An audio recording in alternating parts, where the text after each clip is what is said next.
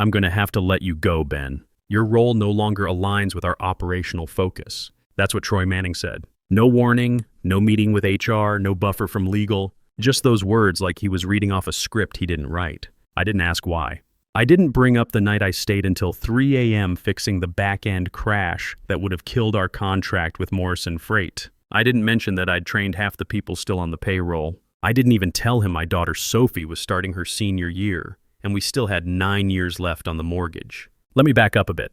My name's Ben Walsh. I'm 44 years old. Been a senior software engineer at Bridgepoint Systems for 17 years. Started there fresh out of college when they still had cubicles and dial-up modems in the back office. I've seen this company through 4 different CEOs, survive the Y2K panic when everyone thought the world would end, made it through the dot-com crash when half our clients disappeared overnight, and rebuilt our entire security infrastructure after 9/11 when paranoia became a business requirement. Here's what you need to know about those 17 years. I wasn't just another code monkey. I was part of the team that kept Morrison Bank's ATMs running during Y2K while everyone else was panicking about the Millennium Bug. I designed the disaster recovery system that saved us during the Northeast blackout of 2003. When our biggest client, Hartwell Insurance, got hit by that nasty SQL injection attack in 2009, I was the one who rebuilt their entire data architecture from scratch in 72 hours. Troy Manning was CEO number 5. He came from Deakin Tech 6 months ago with an MBA from Wharton and a team of his own people. Said he was going to modernize our approach, streamline operations, bring fresh thinking. What he really meant was fire anyone who remembered how things used to work and replace them with his buddies from his old company. I just nodded when he delivered the news, stood up and walked out. 17 years, and that's how it ended. No thank you, no handshake, no severance beyond what the law forced them to give. I packed up my desk in less than 10 minutes. The room got quiet like someone had died. Eyes snapped back to screens. Keyboards got real busy. Nobody wanted to catch my look. Rick Palmer was the only one who came over. We'd worked side by side for 8 years, built 3 major systems from scratch, covered for each other through countless late nights and weekend emergencies. Rick had this nervous habit of clicking his pen when he was stressed, and I could hear it from across the room. He leaned in and kept his voice low. Dude, this isn't about performance. Troy's replacing legacy staff with his own guys. All of them from Deakin. I nodded. Couldn't speak yet. Rick looked like he wanted to say more, but backed off. Smart move. I wasn't in a talking mood. My hands were shaking, and I couldn't tell if it was rage or adrenaline or just the realization that everything I'd built here was about to disappear. I took one last look around the open floor. The fake plants that nobody watered anymore. The same motivational posters about innovation and teamwork that had been there since Clinton was president.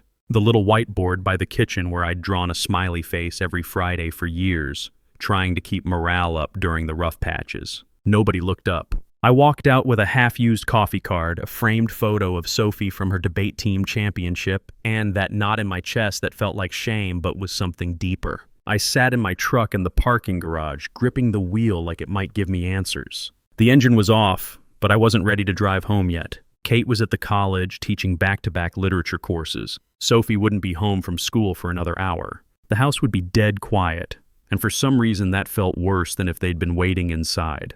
At 44, getting fired isn't just about hurt pride. It's about numbers that don't lie. 9 years left on a $340,000 mortgage in a neighborhood where the property taxes alone run $8,000 a year. Sophie's senior year, then college applications. She's got her sights set on Northwestern for their journalism program. Tuition there runs $65,000 a year. We've got maybe half of that saved up in her 529 plan. Kate's teaching salary covers groceries and utilities, maybe the car payments if we're careful. My paycheck was everything else. The health insurance for the family runs $1,800 a month. The 401k contributions we'd been maxing out for the past 5 years. The emergency fund we'd been building for 15 years, sitting at about 6 months of expenses if we lived like monks. Let me put this in perspective. In our neighborhood, I'm surrounded by guys who sell medical devices or run regional sales territories. They make good money, but they understand job security is a myth. We've all watched neighbors pack up and move when the economy shifted or companies got acquired. The difference is most of them have portable skills. Sales guys can sell anything. I'm a 44-year-old software engineer in an industry that thinks anyone over 35 is past their prime. I'd missed birthdays, anniversary dinners, weekend trips we planned but never took. Sophie's debate tournaments, her soccer games, parent-teacher conferences. All for what? A 2-sentence conversation and a cardboard box. My phone buzzed. Text from Kate. Hey babe, everything good? Department meeting ran long. I stared at the screen for longer than I should have before typing back. Got fired today. The dots appeared, then stopped. Appeared again, then nothing for a full minute. I knew she was probably sitting in her car in the faculty parking lot, trying to process what this meant for our family. Finally, want me to come home? I wanted to say yes. I wanted her there, even if it was just to sit in the same room and not talk. But I knew what that meant. She'd cancel her evening class, and that was $180 we couldn't afford to lose now. Every dollar mattered until I figured out what came next. No, we need the money. I'm fine.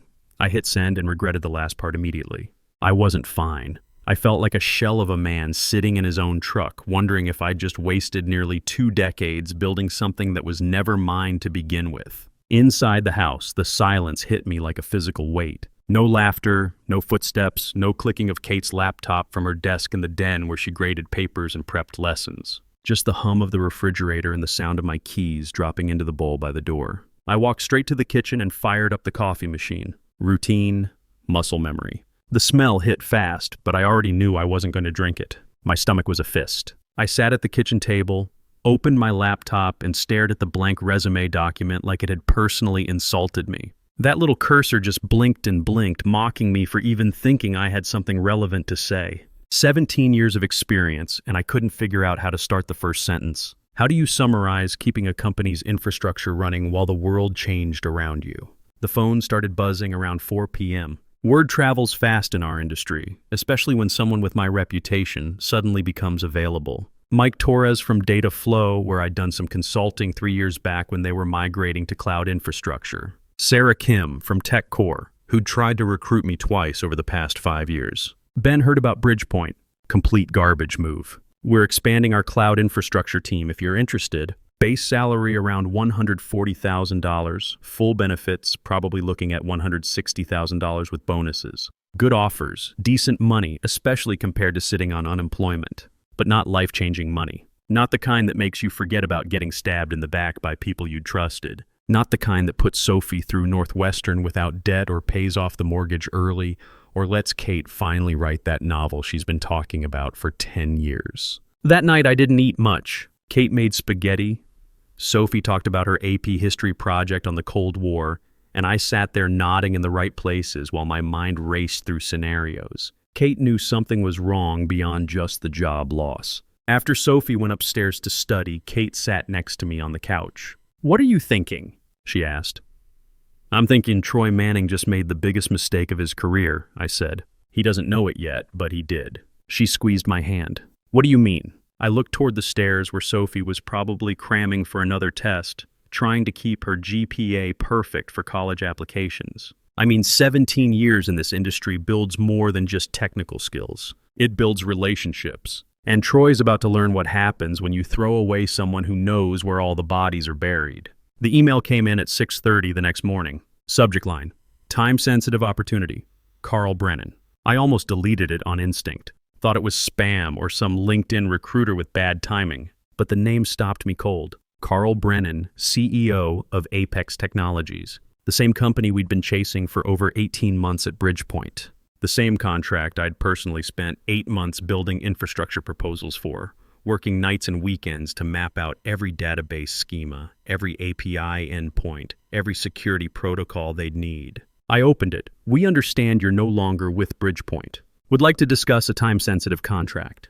Call ASAP Carl Brennan." That was it. No signature, no corporate fluff, just that. I stared at it for a solid minute, trying to figure out how he even knew I was out. I hadn't posted anything on social media. I hadn't told anyone but Kate and Rick. This was either incredible timing or something deeper was going on. Something in his direct tone told me this was personal. I called the number. He picked up on the second ring. "Mr. Walsh, thank you for getting back to me," he said like we were already mid-conversation.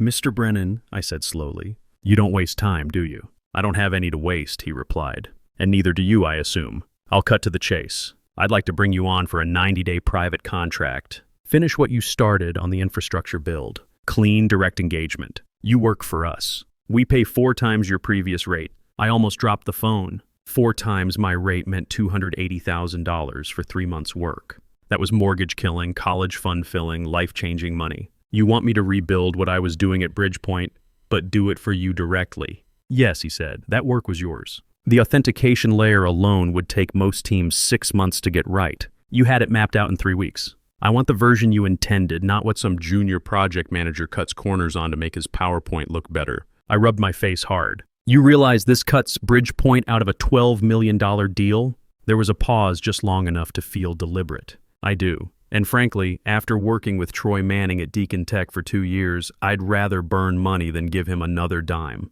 There it was. This wasn't just about the project. You knew Troy before Bridgepoint? Worked under him at Deacon for 18 months. Worst 18 months of my career. The man couldn't architect his way out of a paper bag, but he was great at taking credit for other people's work. Sound familiar? My heart started pounding. You knew I got fired. I did, he said. Your name disappeared from their proposal revisions this week. I don't like last-minute substitutions, so I asked around. Found out Troy cleaned house and brought in his Deacon cronies. Same playbook he ran there. I leaned back in my chair. And you just happened to have a contract ready? Ben, let me tell you something about Troy Manning. 4 years ago, he convinced Deacon's board to partner with my company on a $30 million data center project. 6 months in, he tried to cut me out and bring the work in-house using specs my team had developed. Cost us both companies when I pulled the plug. Deacon lost $18 million in projected revenue. I lost 6 months and a lot of sleep. The pieces were falling into place. So this is payback. This is business, Carl said. I don't play games, Ben. I want the system we discussed, the one you designed, not the watered-down version they'll patch together to save face. The question is, can you deliver it without their resources? I didn't say yes right away. I told him I'd need to review terms. He said they'd send everything within the hour, including a dedicated laptop with secure credentials. After I hung up, I just sat there staring at the wall like I'd been hit in the head. Kate walked in 20 minutes later, still in her robe, coffee mug in hand. You're up early, she said. Everything okay? I nodded slowly. Apex Technologies just offered me a contract. 3 months, 4 times what Bridgepoint was paying me. She nearly dropped her mug. Are you serious? Dead serious. But Kate, this isn't just about the money. This is about Troy Manning's past catching up with him. I told her about Carl's history with Troy, about the Deacon deal that went sideways, about Troy's pattern of burning bridges and taking credit for other people's work. She sat down next to me, processing. So this Carl guy wants you to help him settle an old score? That's part of it. But the bigger part is, I think I can do this. The infrastructure I designed for Bridgepoint, it was solid. I know every component, every integration point, every potential failure mode. With the right team and proper resources, I could build something that makes their original proposal look like amateur hour. Kate was quiet for a moment, then asked the question that mattered most. What does this mean for us? For Sophie's college fund? I did the math out loud. $280,000 for 3 months. After taxes, that's about $190,000. Enough to pay off 6 years of mortgage payments, fill Sophie's college fund completely, and still have money left over for your sabbatical. Her eyes widened. We'd talked about her taking a year off to write her novel, but it had always been a someday dream, not a real possibility. And if it works out, I continued, if I can prove myself on this contract, Carl's the kind of CEO who remembers loyalty. This could be the start of something bigger. She didn't say anything for a few seconds. Then, you gonna take it? I told him I'd think about it, I said. But the second those words came out, I realized I was lying. I already knew the answer. This wasn't just an opportunity. It was a chance to show Troy Manning what happens when you throw away someone who actually knows how to build things. Kate didn't ask again. She knew I'd already made the call. By noon, I had a contract in my inbox and a tracking number for a secured laptop. Overnight delivery, signature required. The contract was clean, straightforward, none of the usual corporate double talk. Carl meant business. But I didn't sign it right away. Instead, I spent the afternoon digging. Not just into the system specs, but into Carl himself, into Apex, into the full history between him and Troy. It took me 3 hours of searching through old industry publications, but I found the whole story. 4 years ago, Apex and Deacon had announced a strategic partnership to build next-generation data centers for financial services companies. Carl's team would handle hardware and infrastructure, Deacon would provide software and integration services. Troy was the project lead for Deacon. 6 months in, according to a detailed write-up in Data Center Quarterly, Deacon suddenly announced they were bringing the entire project in-house. They claimed Apex wasn't meeting technical specifications. Apex countered that Deacon was trying to steal proprietary designs and cut them out of their own project. The partnership collapsed. Lawsuits flew. Deacon lost $18 million in projected revenue when 3 major clients pulled out. Apex lost time and reputation but survived. Troy Manning was quietly reassigned to strategic initiatives at Deacon before landing the CEO job at Bridgepoint 8 months later. Now it all made sense. This wasn't just about the current contract. Carl had been waiting for a chance to show the industry what Troy Manning really was, and I was going to be his weapon. The laptop showed up the next morning. Matte black, military-grade casing, custom build that probably cost more than my first car. Like Carl knew I'd been dying to work on something that didn't lag every time Outlook decided to update itself. I signed the contract and got to work immediately. The authentication protocols alone were beautiful to work with. Clean APIs, proper documentation, security standards that actually made sense. For the first time in years, no one was hovering over me asking for slide decks or metrics I didn't care about. No Slack messages every 30 minutes asking for status updates. No daily stand-ups where people talked about talking about work.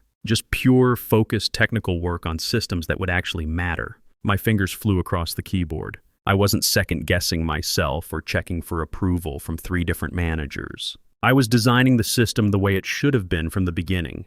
Clean, scalable, secure enough to make a hacker weep with frustration. That's when my phone lit up. Troy Manning, I let it go to voicemail. An hour later, another call, then a text. "Hey Ben, can we talk? I think there's been a misunderstanding." I actually laughed out loud. Kate looked over from the couch where she was grading papers. "Troy?" she asked. "Yeah," I said, "now it's a misunderstanding." 2 minutes later, another text. "There may have been miscommunication from HR. Let's discuss options." Kate rolled her eyes. Too little, too late. By day 4, I'd finished the initial architecture. The whole system mapped out, every component documented, every integration tested. I sent it off to Apex's CTO for review. 2 hours later, he emailed back one line. "This is the blueprint for our next decade." I read it 3 times. That should have been a victory moment, but it hit me harder than I expected because this blueprint had started in my head back at Bridgepoint. I'd sketched the logic during all-nighters and missed family dinners. Now I was finally building it the way it was meant to be built, for someone who understood its value. The sting didn't slow me down. It fueled me. Every line of code I pushed was like another nail in Troy's professional coffin. But he wasn't going down without a fight. Troy kept trying to reach out, voice messages that got progressively more desperate. "Ben, let's grab coffee and talk this through like professionals. Then, I think we can work something out that benefits everyone. Finally, this doesn't have to be adversarial." I never called him back. Didn't need to. But Troy was smarter than I'd given him credit for. He started making moves. Rick called me on Thursday afternoon, voice tense. "Dude, Troy's trying to poison the well. He called Morrison Freight yesterday, told them you were violating your non-compete by working with Apex. Suggested they might want to reconsider their contract with us. Did it work? Hell no." Jim Morrison laughed at him. "Told Troy that you'd personally saved their back end 3 times, and if Bridgepoint had a problem with that, maybe they should have kept you."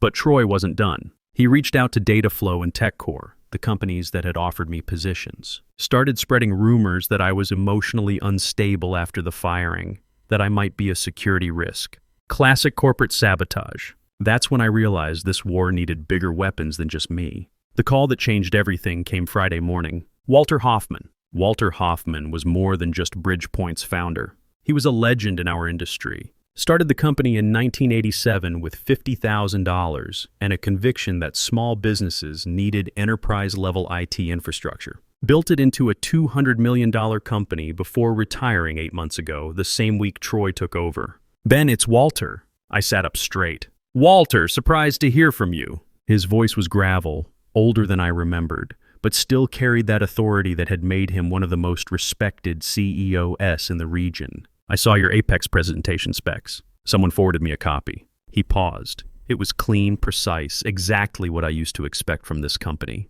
That caught me off guard. "Really?" "Ben, I hired you because you solved problems, because you gave a damn about doing it right. I never thought I'd have to watch this company eat its own." There was a long pause before he spoke again, and I could hear the weight of what he was about to say. "Troy's planning more cuts. 22 people this time. Most of them were here before he showed up with his Harvard MBA and his Deacon cronies. These are good people. Families, mortgages, kids in college. Lucas Hayes, Diana Park. Hugo Martinez. People you trained, people who bled for this company. I closed my eyes. Those weren't just names to me. Lucas had worked next to me for 6 years, always drumming his fingers on his desk when he was thinking through a complex problem. Diana was our security lead, the one who always asked the hard questions that nobody wanted to hear, but everyone needed to answer. Hugo could explain the most complex back-end issue in terms your grandmother would understand. When? I asked. Next Friday. He's calling it operational restructuring for competitive advantage. We'll have board meetings Thursday to rubber stamp it. Walter, why are you telling me this? Another pause. Because I think he's going to wreck the place. And because I think you're the only one who can do something about it.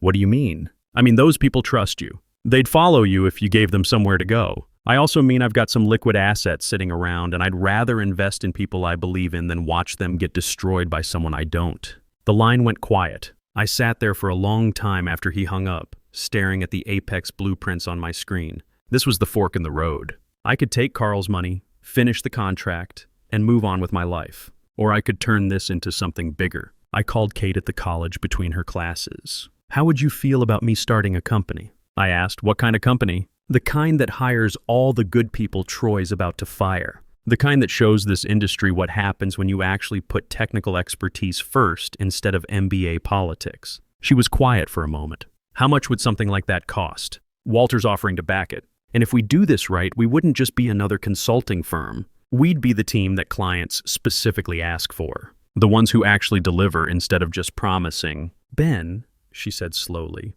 are you talking about going after Bridgepoint directly? I'm talking about building something better. And if that puts us in competition with Troy Manning, so be it. There was a pause. Then Kate said the words that changed everything. If they're going to take your livelihood, might as well take their crown while you're at it.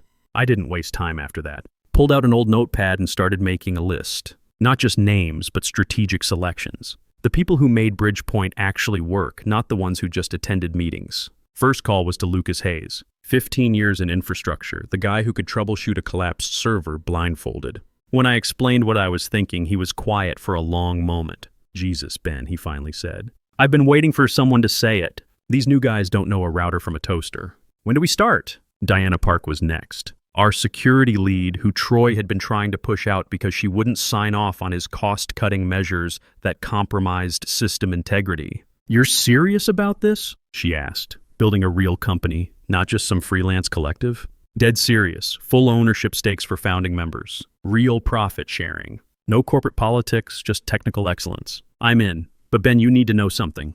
Troy's been asking a T to monitor email traffic, looking for signs of disloyalty. He's paranoid about exactly this kind of thing happening. That was useful intel. Thanks for the heads up. We'll be careful. Hugo Martinez was the trickiest call. Back-end wizard out of Phoenix, but he had 2 kids and a mortgage. Couldn't afford to take big risks. Hugo, I know this sounds crazy, but hear me out. Walter Hoffman's backing this financially. We're not talking about scraping together freelance work. We're talking about stepping into the market with serious capital and serious clients already lined up. What kind of capital? Enough to match your current salary from day one, with equity upside that could set your kids up for college. He was quiet for 30 seconds. Give me until tomorrow morning. He texted me at 6 a.m. the next day. Let's build something. By the end of the week, I had 8 people committed. Not just committed, excited. These were senior engineers who'd been watching Troy systematically dismantle everything they'd helped build. They wanted to fight back. We registered the LLC on a Tuesday. Ironclad Solutions. I chose that name deliberately. We weren't going to be another consulting firm that promised everything and delivered maybes. We were going to be bulletproof. The incorporation paperwork was more complex than I'd expected. Incorporating in Delaware for tax advantages, setting up the equity structure so everyone had real ownership, establishing the banking relationships, getting the liability insurance. Walter connected me with his attorney, a sharp woman named Patricia, who'd handled dozens of tech startups. The key, Patricia explained, is making sure you're legally bulletproof before you start operating. Troy's going to come after you with everything he's got. Non-competes, trade secret claims, client interference allegations. We need to be ready. Walter's financial backing was more generous than I'd imagined. Not just startup capital, but operating funds for the first year, equipment budgets, even a line of credit for unexpected expenses. Why are you doing this? I asked him during our third meeting. Because I built Bridgepoint from nothing, he said. Started in my garage just like every other tech company cliché.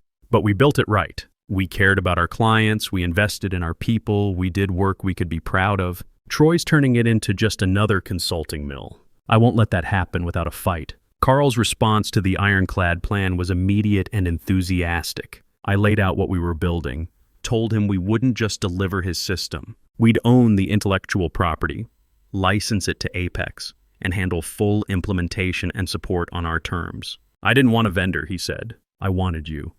If that comes with a crew of killers, even better. How soon can you be operational? 2 weeks for basic operations. 4 weeks for full team integration. Do it. And Ben, I've got 3 other clients who've been asking about infrastructure overhauls. If you can deliver on this Apex project, I'll make sure they know who to call.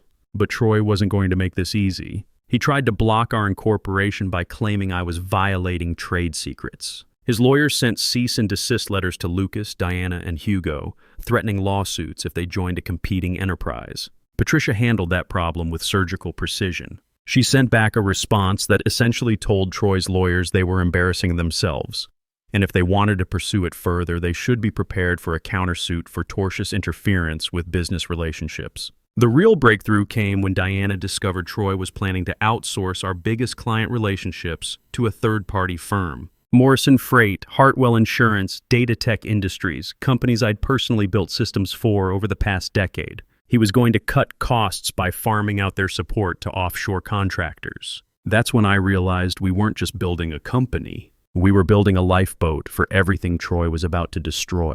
Here's what we're going to do, I told the team during our first official meeting in Walter's conference room. We're not just taking the Apex contract. We're going to systematically offer these clients what Troy can't, actual expertise from the people who built their systems in the first place. Lucas looked up from drumming his fingers on the table. You're talking about taking Bridgepoint's entire client base. I'm talking about giving those clients a choice. Stay with a company that's about to outsource their support to people who've never seen their infrastructure, or move to the team that actually designed it. Diana smiled. Troy's going to lose his mind. Troy's already lost his mind, I said. We're just going to make it official. Apex Technologies' headquarters sat in a glass tower downtown, 34 floors of steel and ambition. I'd been in this building dozens of times over the past 18 months, pitching proposals that Troy Manning had systematically undermined. Today felt different. Today I was walking in as the owner of the solution, not just another vendor begging for scraps. Security badge, elevator to the 28th floor, frosted glass doors with their logo etched across the front. I walked in carrying nothing but a thumb drive in my pocket and 18 months of suppressed anger in my head. The receptionist smiled. Mr. Walsh, they're waiting for you in conference room B. Can I get you anything? Coffee? Water? I'm good, thanks. My boots echoed down the hallway as I pushed open the door and stopped for half a second. The Apex board was there, 5 people I recognized from previous meetings. Carl Brennan stood near the head of the table with his usual cup of coffee. And there, looking like a man who'd aged 5 years in the past month, sat Troy Manning.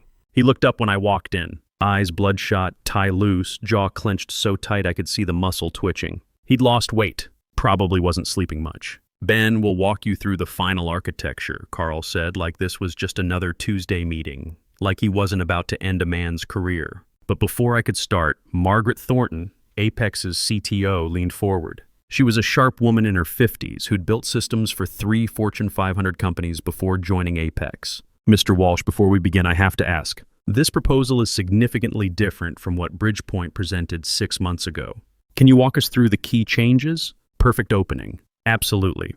The original Bridgepoint proposal was designed by committee, with multiple compromises that weakened the overall architecture. What you're seeing today is the system as it should have been designed from the beginning. I plugged in the drive and started the presentation, but not with slides. I opened the actual system architecture, live code running on Apex's test servers. Let's start with authentication, I said, pulling up the login interface. The previous proposal used a third-party authentication service that would have cost you $50,000 annually in licensing fees and introduced a potential single point of failure. We built custom OAuth 2 implementation that's both more secure and completely under your control. Margaret nodded, taking notes. Show me the database architecture. Here's where it gets interesting, I said, switching screens. The original proposal had 7 different database schemas that would have required constant synchronization. We consolidated to 3 normalized schemas with built-in redundancy. Query performance is 300% faster than the Bridgepoint proposal, and maintenance overhead is minimal. Troy shifted in his seat. I could see him wanting to object, but he had no technical ground to stand on. He'd never understood the architecture well enough to defend it. Dr. William Hayes, Apex's chief financial officer, raised his hand. What about scalability? Our transaction volume is projected to triple over the next 5 years. Good question, I said, pulling up the load testing results. We stress tested the system at 10 times your current peak load. Response time stayed under 200 milliseconds. The microservices architecture means you can scale individual components as needed instead of rebuilding the entire system. For the next 20 minutes, I walked them through every component. Real-time monitoring dashboards, automated failover systems, security protocols that exceeded federal compliance standards. This wasn't a PowerPoint presentation about what we could do. This was a working system demonstration of what we had done. Margaret was impressed. This is more comprehensive than we expected. Who do you recommend to implement and maintain this? Ironclad Solutions, I said without hesitation. We wrote it, we tested it, we know every line of code. More importantly, we're not going anywhere. This isn't a contract job for us. It's the foundation of our company. Troy finally spoke up, voice strained. Margaret, I think there might be some intellectual property concerns here. Some of this architecture was developed while Mr. Walsh was under contract with Bridgepoint. I'd been waiting for this moment. Mr. Manning, would you like to specify which components you believe belong to Bridgepoint? Because I have detailed documentation of every design decision, including timestamps showing most of this work was completed after my employment ended. He couldn't answer because he didn't understand the system well enough to identify which parts came from where. Carl stepped in smoothly. Troy, are you saying Bridgepoint has a superior technical approach they'd like to present? The silence stretched for 30 seconds. Troy just stared at the table, hands folded in his lap like he was trying not to shake. Margaret looked around the room. Unless there are technical objections to this architecture, I'd like to move forward with implementation. No one spoke. Troy didn't even lift his head. Deployment can start within 10 business days, I said. Ironclad handles full implementation, testing, and ongoing support under a 5-year partnership agreement. Apex gets complete operational control and ownership of all custom code. Carl nodded once. Thank you, Ben. I unplugged the drive and slid it back into my pocket. As I turned to leave, I caught Troy's eyes for the last time. He looked like a man watching his professional life collapse in real time. Walking out of that building, I felt something I hadn't expected. Not triumph, not satisfaction. Relief. For the first time in months, I wasn't carrying someone else's limitations. The next morning, Rick called before I'd finished my first cup of coffee. It's over, he said simply. Emergency board meeting yesterday afternoon. Walter's back in as interim CEO. They're calling it a strategic leadership transition. I set down my coffee. What about the layoffs? Canceled. Walter's first decision. He also announced a new partnership with some consulting firm called Ironclad Solutions to support client implementations. By noon, I had 14 emails from Walter's team. Legal paperwork, system access credentials, vendor agreements. Everything formalizing the partnership between Bridgepoint and Ironclad. We weren't just supporting their deployments anymore. We were running the technical side of their business. The team meeting that afternoon was surreal. Lucas, Diana, Hugo, and 5 others sitting around Walter's old conference table, now officially Ironclad employees with equity stakes and decision-making authority. How does it feel to own a piece of the company that's about to transform this industry? I asked. Diana smiled. Feels like we should have done this years ago. Lucas stopped drumming his fingers long enough to say, feels like we're finally building something that matters.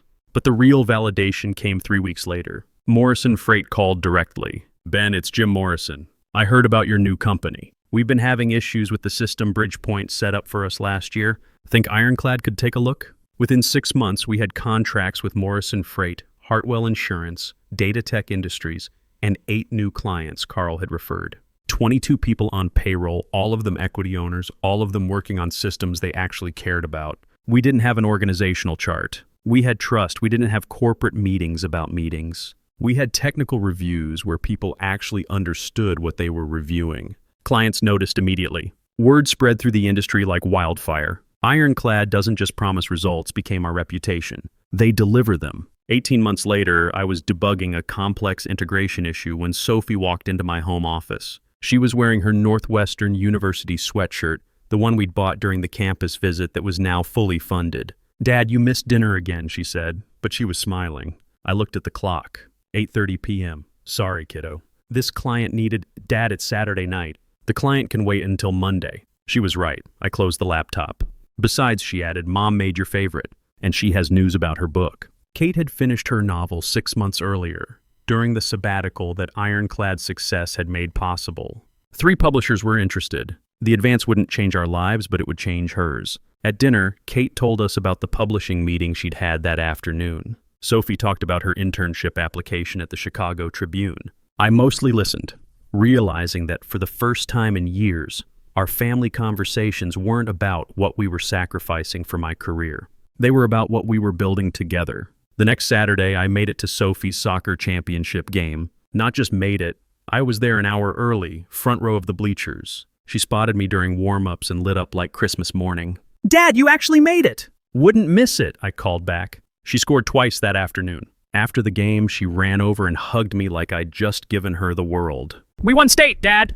Can you believe it? I can believe it, I said. You've been working toward this for 4 years. Walking to the car, Sophie asked, Dad, whatever happened to that Troy guy? The one who fired you. I'd almost forgotten about Troy Manning. Last I'd heard, he was doing freelance consulting for second-tier firms in Austin. Someone told me he'd started a blog about strategic leadership transitions that nobody read. He's not our problem anymore, I told Sophie. He never really was. That night, after Sophie went to bed and Kate was reading manuscript notes in bed, I sat on the back deck with a beer and thought about the past 2 years. The fire pit was glowing, crickets were chirping, and for the first time in my adult life, I wasn't worried about Monday morning. My phone buzzed. Email from a potential client in Seattle, a healthcare startup that needed infrastructure design. The kind of project that would have excited me 2 years ago because it meant job security. Now it excited me because it meant we were building something that mattered. At 46, success isn't about crushing your enemies or proving you're the smartest person in the room. It's about building something sustainable for your family, your team, your industry. It's about showing the next generation that experience and relationships still matter in a world obsessed with disruption and shortcuts. It's about proving that when someone tries to throw you away, you don't have to disappear.